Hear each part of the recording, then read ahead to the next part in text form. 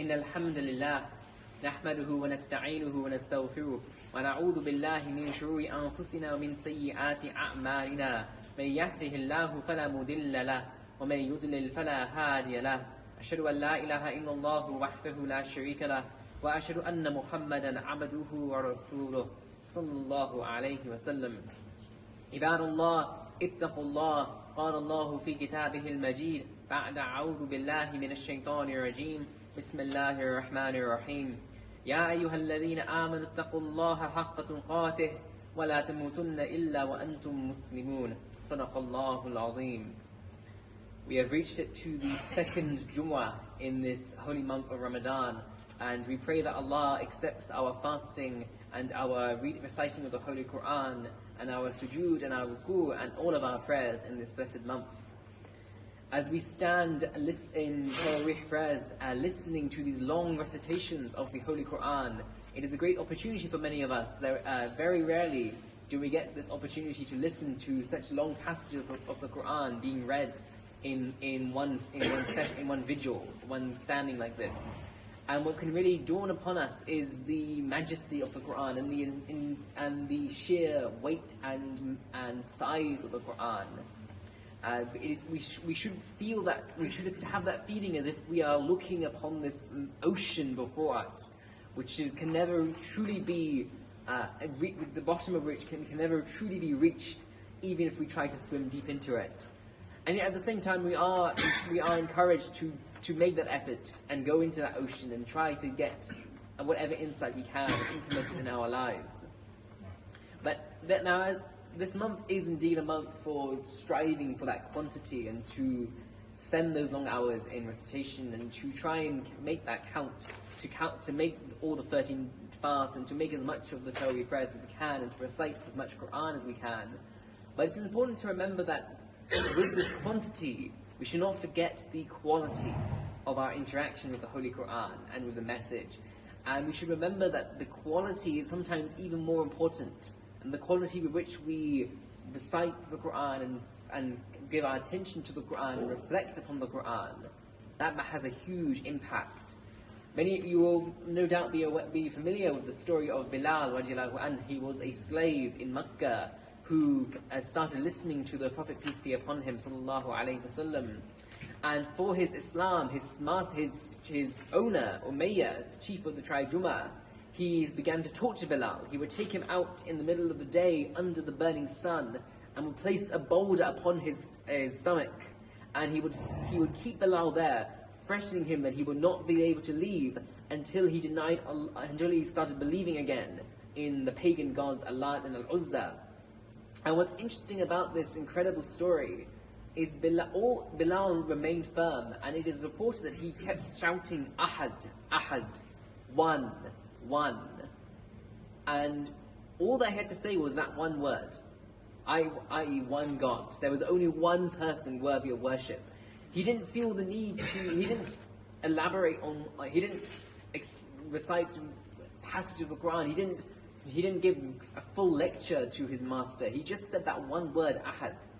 And because he understood the significance of that word and the depth of that word and the power of the message, that there is only one God, that was enough for Bilal to survive that torture. Indeed, in today's khutbah, I want to reflect upon some of the shorter surahs of the Holy Qur'an, some of the surahs that many of your children will be familiar with, and to give you a sense of what could be achieved when you come with your families and you sit down and reflect upon these surahs and give them your attention. Allah asks, Alam tara kayfa fa'ala rabbuka bi ashabil fil. Have you not seen how your master dealt with the people of the elephant? Now this is in this surah, Allah subhanahu wa ta'ala is referring to the man Abraha. He was an Abyssinian general who was ruling over Yemen, and he famously sent an army to Makkah with elephants, and they were sent to just try and destroy the Holy Kaaba. Now, and this event in history was very well known to the Arabs. In fact, they even named the year of the elephant. And it is a year when the power of Makkah was proven. and Quraysh felt a great sense of honor in this year when this army of elephants came from Yemen and were defeated and humiliated when they tried to destroy the Holy Kaaba. In fact, it is related that this is the year in which the Prophet ﷺ was born, the year of the elephant. Now that's curious because Allah begins by saying, Alam Tara. It is related that this is the year in which the Prophet ﷺ was born, the year of the elephant. Now that's curious because Allah begins by saying, Alam Tara. Have you not seen how your Lord dealt with the people of the elephant? And this is primarily speaking to the Prophet ﷺ. But technically the answer would be no. He hasn't seen because he was a baby. He was born in this year, so he couldn't have seen how Allah dealt with the people of the elephant. But we don't always use the word see to mean with our eyes. You may have, for example, been explaining some concept to someone, and they eventually respond with, "Oh, I see." In seeing here is being used to mean understand. And so what Allah is saying is that, have you understood the significance of this event in history? Have you reflected upon it enough? Another implication is that Allah is advising His Messenger ﷺ to think about this event and to think about it deeply, so deeply that it will be as if he is seeing the event happening right before him. And subhanAllah, when the best of historians, when they try to study an event, they will try to get as much sources as they can, as much narrations, if they can get any photographic evidence or any films, they will try to get that and compile it into this narrative. And so when you, for example, read the best of seerah books, it's like you are being taken to Makkah and Medina in 7th century Arabia, and you can imagine what was the scene of that time. It is as if you are seeing what was happening there. And so even though this event, when Abraha sent an army of elephants to destroy the Holy Kaaba, even though this event was very well known for the Arabs and the Makkans, Allah is almost implying that they have not truly appreciated this event properly, and that they need to go back and reflect upon this once again, come with it with a fresh pair of eyes, and to find the significance of this historical event. Alam yaj'al kaydahum fi tadlil. Did He not make their scheme go astray? Now it's interesting that Allah uses the word scheme, kayd, to describe this what Abraha was doing, because a scheme, a plot, that's something that you do in secret, generally speaking. But this was an army coming to destroy the Holy Kaaba. This was in plain sight. This was very open. What our scholars have suggested is that while this battle was taking place in the open, it was part of a much greater political scheme and a much greater political plot. And so when there is a level of wisdom in this, that when we look at political events that are happening in the world, these dramatic events of, for example, we recently saw the president of Venezuela was kidnapped and taken to America. We should not be fooled just to look at these on face value. We should look to how these events fit within a greater political plot by those who have power.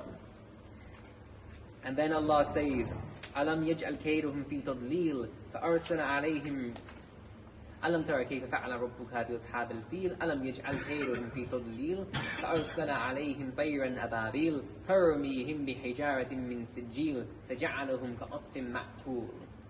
Now there are different opinions about the exact meaning of these ayat, but I'll just read you a literal translation. He loosened upon them birds in flight, hurling them with stones of baked clay, and He made them like green blades eaten up. So you can imagine this. So we don't need to go into the details of the tafsir, but you can just imagine this image of this army that came, and then after Allah's plan, they were reduced to this field, this barren field that was just been eaten. The crops have been eaten up by animals, and this very humiliating image and this very humiliating state of this massive army.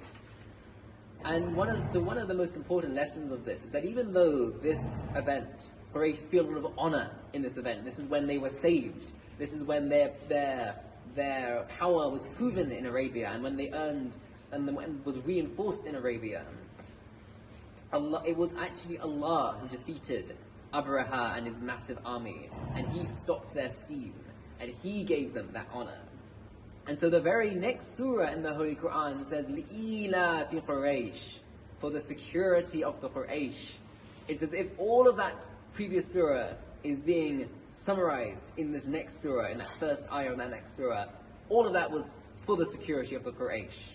لِإِيلَا فِهِمْ رِحْلَةَ الشِّتَاءِ وَالصَّيْفِ, their security in their winter and summer journeys. We are told by the historians that the Makkans would travel south to Yemen in the winter and travel north